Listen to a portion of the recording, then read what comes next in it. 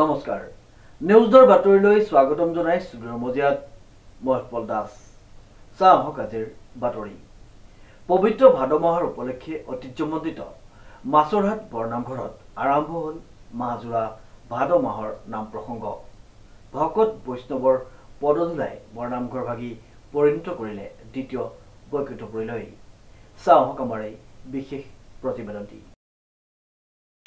পবিত্ৰ ভাদ মাহৰ উপলক্ষে ঐতিহ্যমণ্ডিত মাছৰহাট বৰনামঘৰত আৰম্ভ হ'ল মাহজোৰা ভাদ মাহৰ নাম প্ৰসংগ ভকত বৈষ্ণৱৰ পদধূলাই বৰনামঘৰ ভাগি পৰিণত কৰিলে দ্বিতীয় বৈকুণ্ঠপুৰীলৈ পৰিয়াললৈ আমি ধন্যবাদ জ্ঞাপন কৰিছোঁ যিহেতু আজিৰ দিনত আহি এনেকুৱা এটা পবিত্ৰ দিনত আমাৰ মাছৰ নামঘৰৰ আপোনালোকে প্ৰচাৰ কৰিবলৈ ওলালে সেয়ে আপোনালোকৰ প্ৰতি আমি আন্তৰিক অভিনন্দন জনালোঁ মাছৰহাট নামঘৰ মাছৰহাট আৰু ওচৰতে থকা চকীহাট এই দুইখন হাট লগ লাগি যোৰহাট হ'ল যোৰহাট এটা ঐতিহাসিক হেৰি আছে এইটো কি ব্ৰঞ্জী আছে ঐতিহাসিক ব্ৰঞ্জী এটা এয়া আমাৰ উন্নয়ন কমিটিৰ সভাপতি বাপ আছে তেখেতে ক'ব কথাখিনি গতিকে আমাৰ উপযুক্ত বক্তাই গোটেইখিনি ক'লেই মই প্ৰাক্তন সম্পাদক গতিকে মই বৰ বেছি নকওঁ মোৰ মানে কাম এটাত ইয়াত লাগি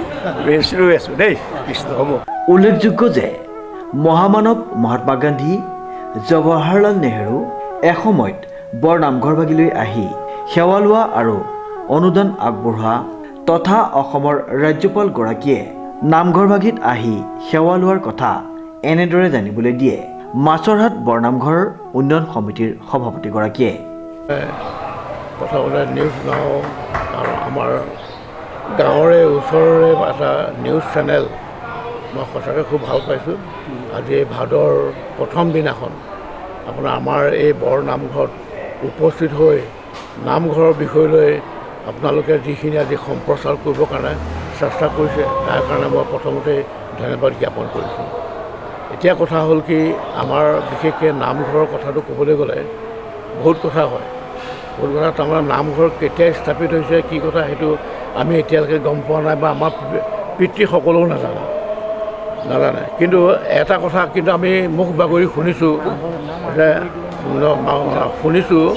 যে নামঘৰটো যেতিয়া তাৰমানে আপোনাৰ এই হেৰিয়াৰ এই আমাৰ ঢেকীয়াখোৱা নামঘৰ যেতিয়া ঢেকীয়াখোৱা নামঘৰটো মাধৱদেৱে প্ৰতিষ্ঠা কৰিছিলে প্ৰতিষ্ঠা কৰাৰ প্ৰায় ছমাহমানৰ পিছতেই মানে আমাৰ নামঘৰটো হৈছে বুলি মানে মুখ বাগৰি আমি কথাটো শুনিছোঁ তাৰমানে ইয়াৰ হ'লে উদ্দেশ্যটো মানে এনেকুৱা ধৰণৰ বিশেষকৈ আমাৰ মাছৰহাটৰ মানুহবিলাক সেইখিনি সময়ত কৃষিজীৱী আছিলে মাছমৰীয়া আছিলে মাছৰ কাৰবাৰ কৰা মানুহ আছিলে কৃষিজীৱী আছিলে গতিকে কৈৱৰ্ত সম্প্ৰদায়টো হ'ল কৈ মানে হ'ল মাটি পানী এই পানীতেই মানে তেওঁলোকৰ জীৱিকাটো গতিকে পানী জীৱিকা বুলি ক'বলৈ গ'লে খেতিটো মানে পানী লাগে গতিকে খেতি আৰু মাছ এইকেইটা বস্তুতে মানে হেৰি কৰি জীৱিকাটো আৰম্ভ কৰে গতিকে এই আমাৰ বিশেষকৈ মাছখিনি আহে মাজুলীৰ পৰা আহে লখিমপুৰৰ পৰা আহে এইখিনি গতিকে সেইখিনি সময়তে তাৰমানে শংকৰদেৱ আৰু মাধৱদেৱৰ মণিকাঞ্চন যুগ হৈছিলে মণিকাঞ্চন যুগ হওঁতে তাৰপিছত আমাৰ যিখিনি বিষয়া আছিলে সেই বিষয়াসকলে তাৰ নামঘৰ প্ৰতিষ্ঠা হোৱাৰ আগত কেনেকৈ ধৰণে কৰিছিলে আমিতো নাজানো বা তেওঁলোকেও হয়তো ভাবিছিলে যে এনেকৈ ভাল বস্তু এটা হ'লে মানে আমি শান্তি পালোহেঁতেন গতিকে সেইকাৰণে তেওঁলোকে যেতিয়া গম পালে যে মহাপুৰুষ শংকৰদেৱে এনেকুৱা এটা বস্তু বনাইছে যিটো হ'ল নামঘৰ য'ত মানুহে নাম কীৰ্তন কৰি পেলাই ভৱত তৰিব পাৰে জীৱন তৰিব পাৰে গতিকে সেইকাৰণে তেওঁলোকে ভাবিলে যে আমি তেখেতসকল আমি লগ কৰোঁ গতিকে আমাৰ গাঁৱৰে বিশিষ্ট কেইজন বিষয়াই তেখেতসকল লগ কৰিলে লগ কৰি পেলাই দুইজনকে লগ কৰি তেওঁলোকে ক'লে যে আপোনালোকে নিজৰ ঘৰত তাতে নামঘৰ এটা বনাওক আমাৰ আশীৰ্বাদ আছে গতিকে সেইটোৱেই এটা মানে সেইটো এটা আমাৰ নতুন মানে তেতিয়া আমি গম পাইছোঁ তেতিয়াই প্ৰায় 1200মান সমাজক মাতি পেলাই এই নামঘৰটো তেতিয়া প্ৰতিষ্ঠা কৰিছিলে সেইখিনি প্ৰতিষ্ঠা কৰিলে তেতিয়াতো বাঁহ আৰু কাঠেৰে সৈতে কৰিছিলে কিন্তু 1950 চনলৈকে আমি দেখিলোঁ যে দেখা মতে মই এতিয়া 77 বছৰ হৈছিল গতিকে মই দেখাত তেতিয়া মানে আমাৰ ইয়াত ডাঙৰ মানে হেৰি আছিলে সৰল পদ্ম কাঠ আছিলে যিবিলাক সৰল পদ্ম কাঠৰ ওপৰত মানে আমাৰ এই কি কয় নামঘৰটো আছিলে ডাঙৰ খুঁটা তাৰপিছত কি হ'ল 1934 চনৰ 18 এপ্ৰিলত মহামানৱ মহাত্মা গান্ধী আহিছিল। মহাত্মা গান্ধী আহোঁতে সেইখিনি সময়ত তাৰমানে কি হ'ল, অস্পৃশ্যতা নিবাৰণৰ কাৰণে তেখেত আহিছিলে। গতিকে এই কৃষ্ণনাথ শৰ্মাৰ ঘৰলৈ আহিছিলে।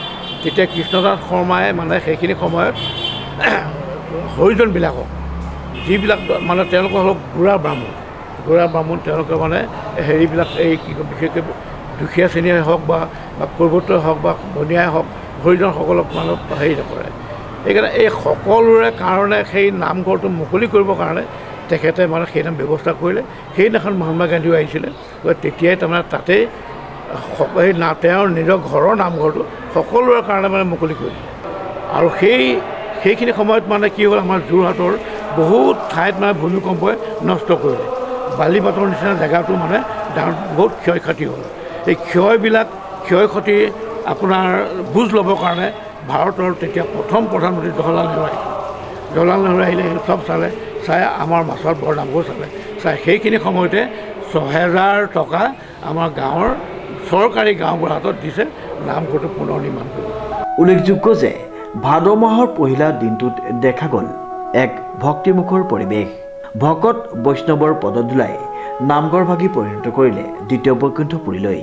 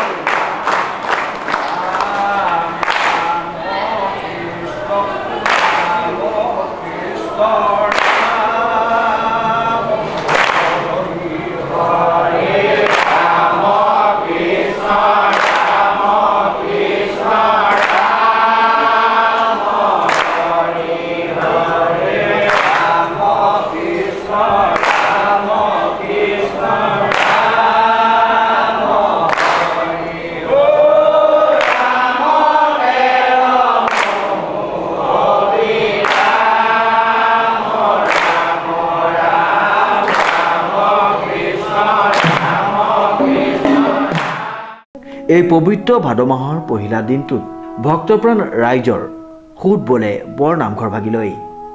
ধূপ দীপ নৈবদ্য শৰাই সঁফুৰা আগবঢ়াই ভক্তপ্ৰাণ ৰাইজে ল'লে আশীৰ্বাদ। মুঠৰ ওপৰত দেখা গ'ল মাছৰহাটবাসী ৰাইজ তথা যোৰহাটবাসী ৰাইজ বৰ নামঘৰ ভাগিত উপস্থিত হৈ ধূপ চাকি আদি জ্বলাই এটি ভক্তিময় পৰিৱেশ সৃষ্টি কৰা পৰিলক্ষিত হ'ল। পোনপ্ৰথমে নিউজ নাৱৰ পৰিয়ালৰ আজি আমাৰ ভাদ মাহৰ প্ৰথম দিনাই আমাৰ নাম আৰম্ভ হৈছে নামঘৰত। তাত আহি আপোনালোকে আমাক আপ্যায়িত কৰাৰ কাৰণে নিউজ নাৱৰ সমূহ সদস্যবৃন্দলৈকে সমূহ পৰিয়াললৈকে আমাৰ আন্তৰিক কৃতজ্ঞতা জ্ঞাপন কৰিছোঁ। মাছৰহাটৰ ঐতিহ্য এটা আছে।